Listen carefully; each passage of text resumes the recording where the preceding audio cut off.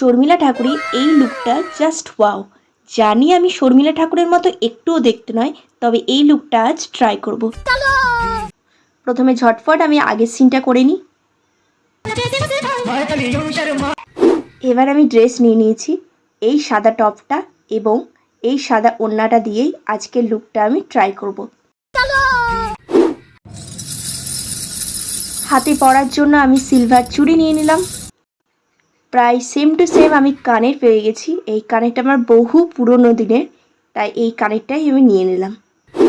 গলায় পরার জন্য সেম টু সেম পুঁতির মালা পাইনি, এই একটাই পুঁতির মালা ছিল, আর সাথে একটা কোমর বন্ধনী ছিল। এইগুলো দিয়েই আমি আজকে লুকটা ট্রাই করব।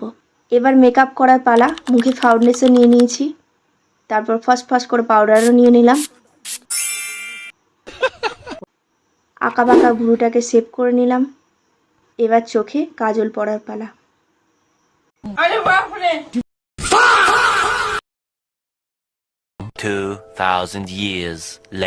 ফাইনালি অনেক চেষ্টার পর একটা চোখে কাজল তো পরা হলো।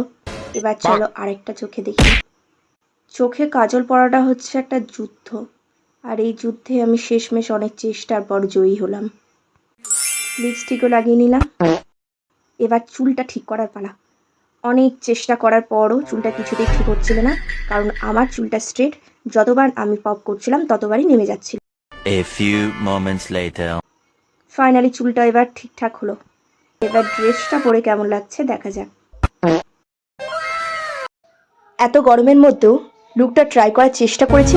ফুল ভিডিও খুব তাড়াতাড়ি চলে আসছে, সেটা দেখার জন্য অবশ্যই ফলো করে দিও। চলো টাটা, বাই বাই।